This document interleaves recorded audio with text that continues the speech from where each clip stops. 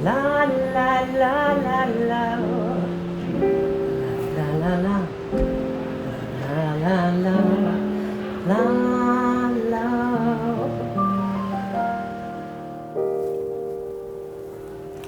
Hello.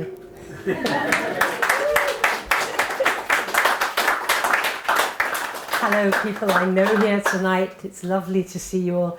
Hello people I don't know here tonight, it's really lovely to see you too.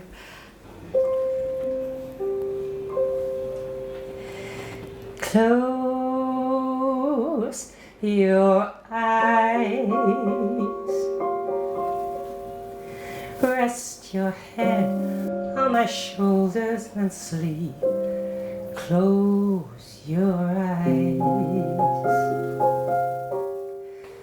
I never believed I could actually make music properly in any way because I'd never been taught by anyone. I'd never learnt to make music and I'd never properly played with other people. So I didn't actually believe that there was a reality of any kind that I would ever do music.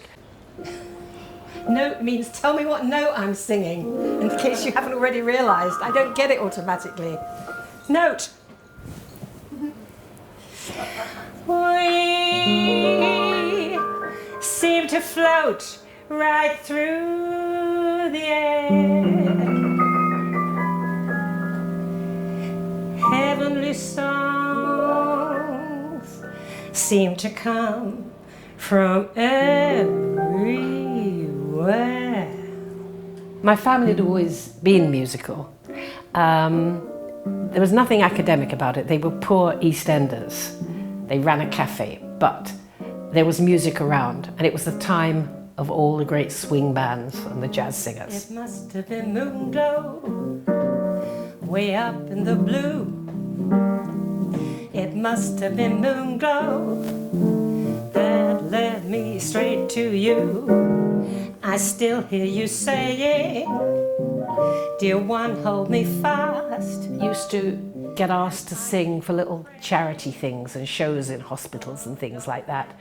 And that became, after a while, actually, it became a negative experience for me, which is one of the reasons I kind of have a thing about performing still, which was that I could sing.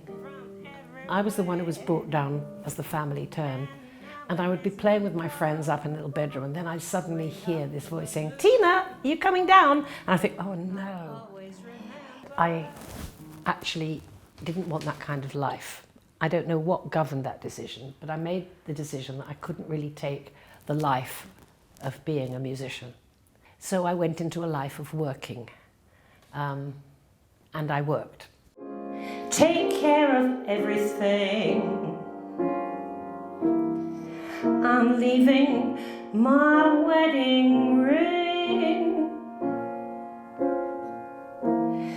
Don't look for me. I'll get ahead. I saw this little advert in the back of a trade magazine called Variety, and it said small media charity based in West 2 looking for administrator, and it was called the Rory Peck Trust, and nobody had really heard of it at that time, and it was started in memory of a freelance cameraman who had been killed while working in Russia in 1993.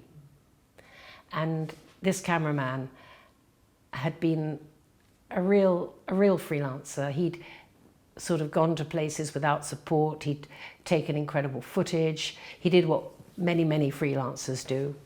And at the time, nobody really noticed whether people were freelance or not, and they weren't treated well, they weren't recognized. Although everybody was taking their footage and their stories and their pictures, they weren't being recognized as anything special in the news world. And in fact, the news world completely relied on them. I'm still processing what those 21 years working for the charity meant to me. I know that it blotted out pretty well everything else in my life because it was so absorbing and because I never ever knew what I was going to face on any day from one day to the next. There was no routine, there was no ritual. You were dealing with what was happening in the world in real time. And you were dealing with people who were in terrible pain or fear. During that period, I didn't do any music. I very rarely went to any music gigs or concerts or anything. I didn't listen to much at home, hardly at all. It got to a point where I basically just knew I had to go.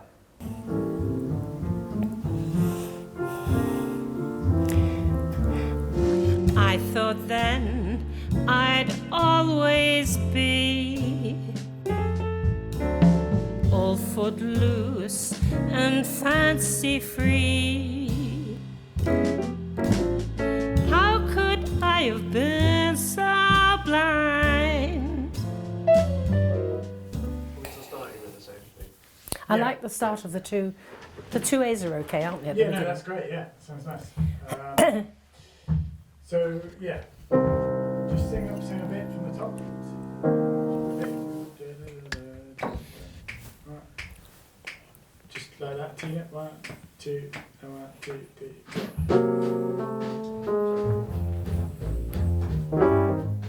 So when I decided to leave the trust where I'd worked all those years, and obviously people said, "Are you retiring?" I said, "What's that word? I don't even know that word." And they would say, "What are you going to do?" And I'd say, "Oh, they've got various ideas, projects in mind, you know, I just need some time."